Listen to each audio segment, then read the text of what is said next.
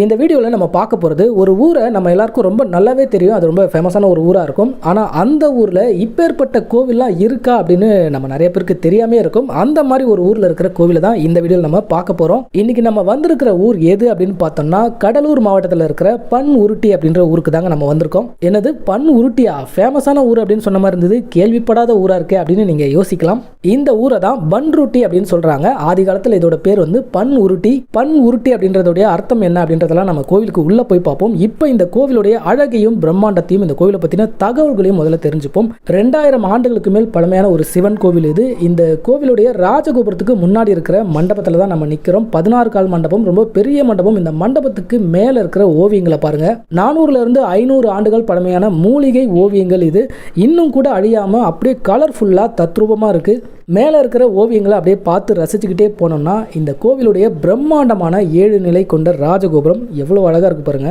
இப்போ நம்ம ராஜகோபுரத்தை தாண்டி கோவிலுக்கு உள்ளே போகிறோம். இந்த கோவில் பன்ருட்டி பஸ் ஸ்டாண்ட்ல இருந்து 1.5 கிலோமீட்டர் தூரத்தில் திருவதிகை அப்படின்ற ஒரு கிராமத்தில் தான் இருக்குது. இந்த கோவிலுடைய பெயர் திரு வீரட்டானேஸ்வரர் திருக்கோவில் அப்படின்றதான் இந்த கோவிலுடைய பெயர். இங்க பார்வதி தாயாருடைய பெயர் பெரிய நாயகி அம்மன். ராஜகோபுரத்தில் இருக்கிற அழகான சிற்பங்கள், இந்த சிற்பத்தை பார்க்குறப்ப ஏதோ இரும்புல வந்து செதுக்கி வச்ச மாதிரி இருக்கு. இந்த பாறையுடைய அமைப்பு அப்படின்னு நினைக்கிறேன். பார்க்கறதுக்கு அப்படியே இரும்பு கலர்லேயே இருக்குங்க. இது ராஜகோபுரத்தை தாண்டி நம்ம உள்ளே வந்தவொன்னே பார்க்குற ஒரு விசாலம், எவ்வளோ பெரிய இடங்க. இங்கேருந்து அந்த அடுத்த ராஜகோபுரத்துக்கு அவ்வளோ தூரம் நம்ம நடக்கணும். அதுவும் ஃபுல்லாக மண் தரையாக இருக்குது. அதுதான் ரொம்பவே ஆச்சரியமான ஒரு விஷயம். ராஜகோபுரத்தை தாண்டினோடனே நம்ம வலது பக்கமாக அப்படி பார்த்தோம்னா இங்கே ஒரு புத்தர் சிலை இருக்குங்க. எதுக்காக இங்கே புத்தர் சிலை வச்சுருக்காங்கன்னு தெரியல. ஆனால் எல்லாரும் வந்து வணங்கிட்டு போகிறாங்க. அடுத்ததாக அப்படியே ராஜகோபுரத்துக்கு இடது பக்கமாக நம்ம பார்த்தோம்னா இங்கே வந்து திருக்குளம் இருக்குது, தெப்பக்குளம் இருக்குது. கோவிலுடைய தெப்பக்குளம். இந்த தெப்பக்குளத்தை சூழத்தீர்த்தம் அப்படின்னு சொல்கிறாங்க.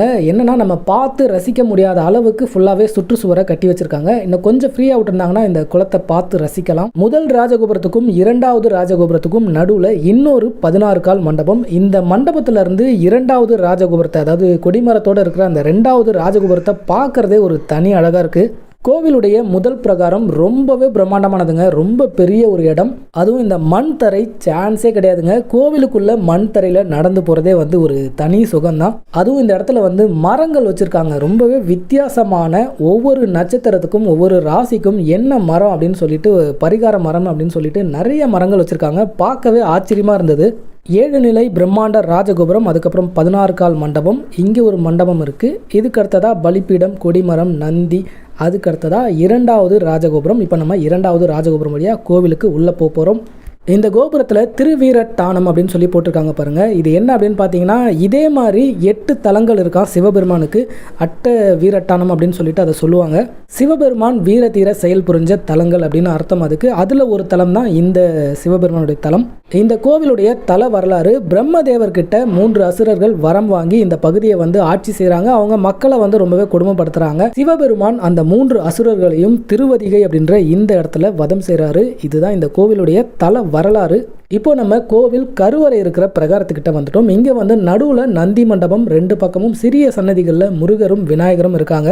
நம்ம உள்ளே வந்தோடனே கோவில் கருவறை மண்டபத்துக்குள்ளே போகிறதுக்கு இடது பக்கமாக போனோம்னா அங்கே படிகள் இருக்குது, அழகான படிகள் இருக்குது. அந்த படிகள் ஏறி போனோடனே உள்ளே வந்து முதல் மண்டபம், நந்தி தேவருக்கு முன்னாடி இருக்கிற கருவறை முன் மண்டபம். இதுதான் ரொம்பவே பெருசாக இருக்குது. கருவறைக்கு வெளியே 2 துவார பாலகர்கள். இந்த வழியை தாண்டி நம்ம உள்ளே போனோம்னா சிவபெருமான தரிசனம் பண்ணலாம். சிவபெருமான நம்ம தரிசனம் பண்ணியாச்சு. ரொம்பவே அற்புதமான ஒரு தரிசனம். கருவறைக்குள்ள இருக்கிற சிவலிங்கம் ரொம்பவே பெருசுங்க. பிரம்மாண்டமான 16 பட்டைகளோடு இருக்கிற ஒரு சிவலிங்கம்.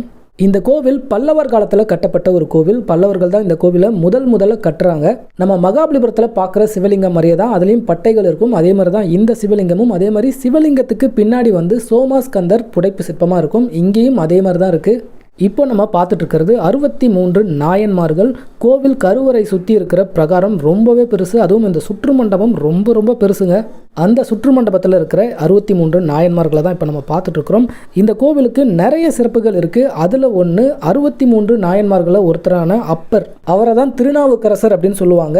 அவர் வந்து சமண மதத்திலேருந்து சைவ மதத்துக்கு மாறுறாரு இந்த கோவிலுக்கு வந்த பிறகு.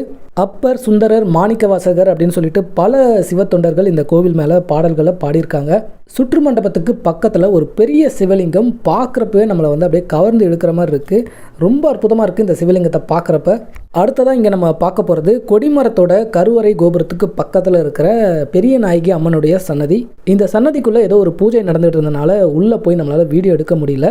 கருவறையை சுற்றி இருக்கிற பிரம்மாண்டமான திருச்சுற்று மண்டபத்தில் ஒரு பகுதியில் 63 நாயன்மார்களும் இன்னொரு பக்கத்தில் சிவலிங்கங்களையும் நிறைய வச்சுருக்காங்க. இங்கே இல்லாத சிவலிங்கங்களே கிடையாது அப்படின்னு சொல்லலாம். எல்லா வகையான சிவலிங்கத்தையும் இங்கே நம்ம பார்க்கலாம். இப்போ நம்ம கோவில் கருவறையை சுற்றி வந்துட்டு இருக்கிறோம். இப்போ கோவில் கருவறைக்கு பின்னாடி பக்கம் போகிறோம். இங்கே தான் ஒரு அற்புதமான விஷயம் இருக்குது. இந்த கோவிலுடைய ஹைலைட்டே இதுதான் அப்படின்னு சொல்லணும். இப்போ நீங்கள் பார்க்குறீங்க பாருங்கள், இதுதான் சிவபெருமான் இருக்கிற கருவறை கோபுரம். பல்லவர் காலத்து கருவறை கோபுரங்களில் இந்த கோபுரம் வந்து ரொம்பவே வித்தியாசமானது. கோபுரத்துடைய அடிப்பகுதியை கருங்கல்லால் கட்டிட்டு மேல் பகுதியை செங்கல், சுண்ணாம்பு, அதுக்கப்புறம் சுதை சிற்பங்களாக ரொம்ப அழகாக கட்டியிருக்காங்க. இந்த கோபுரத்துடைய உச்சியை பாருங்கள், எங்கேயோ பார்த்த மாதிரி இருக்கும். ஆமாங்க, தஞ்சாவூர் பெரிய கோவிலுடைய மாடல் இங்கேருந்து தான் எடுக்கப்பட்டது அப்படின்னு சொல்கிறாங்க. இந்த கோபுரத்தை தூரத்துலேருந்து பார்க்குறதோட கிட்ட இருந்து அதோட மேல் பகுதியை பாருங்கள். அப்படியே தஞ்சாவூர் கோவிலுடைய மேல் பகுதி எப்படி இருக்குமோ அதே மாதிரி தான் இந்த கோவில் கோபுரம். 1700 ஆண்டுகளுக்கு முன்னாடி பல்லவர்களால் இந்த கோவிலுடைய கருவறையும் கருவறை முன்மண்டபமும் கட்டப்படுது. அதுக்கப்புறம் வந்த சோழர்கள் இந்த கோவிலை ரொம்ப பெருசாக எடுத்து கட்டுறாங்க. இந்த கோவிலுடைய திருச்சுற்று மண்டபத்திலேருந்து 2வது அந்த ராஜகோபுரம் நம்ம பார்த்தோமே, அந்த ராஜகோபுரம் வரைக்கும் சோழர்கள் காலத்தில் கட்டப்பட்டது. அதே மாதிரி பாண்டியர் காலத்திலையும் இந்த கோவிலுக்கு திருப்பணி செஞ்சதுக்கான கல்வெட்டுகளும் இந்த கோவிலில் இருக்குது. கடைசியாக 500 வருஷத்துக்கு முன்னாடி விஜயநகர மன்னர்களால் இந்த கோவிலுடைய பிரதான பிரம்மாண்ட ராஜகோபுரம் கட்டப்பட்டதாக சொல்லப்படுது. மொத்தத்தில் பல மன்னர்கள் இந்த கோவிலுக்கு திருப்பணி செஞ்சு இந்த கோவிலை ரொம்ப பெருசாக கட்டியிருக்காங்க. இப்போ இந்த கோவில் வந்து மொத்தம் 7 ஏக்கர் பரப்பளவில் ரொம்ப பிரம்மாண்டமாக அமைஞ்சிருக்கு. இந்த கோவிலுடைய தனிப்பெரும் அழகே இந்த கோவிலுடைய கருவறை கோபுரம் தான். 1500 ஆண்டுகளுக்கு முன்னாடியே பல்லவர்களால் சுதை சிற்பமாக ரொம்ப அழகாக அற்புதமாக நிறைய சிற்பங்கள் இங்கே இருக்குது. நம்ம பார்த்து ரசிச்சுக்கிட்டே இருக்கலாம். பழமை, பிரம்மாண்டம், அழகு, அமைதி அப்படின்னு எல்லா விஷயமும் கொட்டி கிடக்கிற இந்த கோவில் நம்ம சென்னை கோயம்பேடுலேருந்து 180 கிலோமீட்டர் தூரத்தில் தான் இருக்குது. பன்ருட்டிக்கு நிறைய பஸ்ஸு கோயம்பேடுலேருந்து இருக்குது. நம்ம திருவண்ணாமலை கோயில் கூட பார்த்திங்கன்னா 200 கிலோமீட்டர் தூரம். இது அதை விட கம்மி தான். இந்த கோவிலுக்கு வந்தது உண்மையாகவே மனசு ரொம்பவே அமைதியாகவும் ஒரு நிறைவாகவுமே இருக்குது அப்படின்னு சொல்லலாம். அந்தளவுக்கு ஒரு சக்தி வாய்ந்த கோவில் இது. கடைசியாக இந்த வீடியோவில் நம்ம பார்க்க போகிறது பன் உருட்டி அப்படின்ற பேர் தான் பன்ருட்டி அப்படின்னு மாறிச்சு. இந்த பன் உருட்டிக்கு என்ன அர்த்தம்னா, பன் அப்படின்றது பாடலாங்க, உருட்டி அப்படின்றது இசையாம்.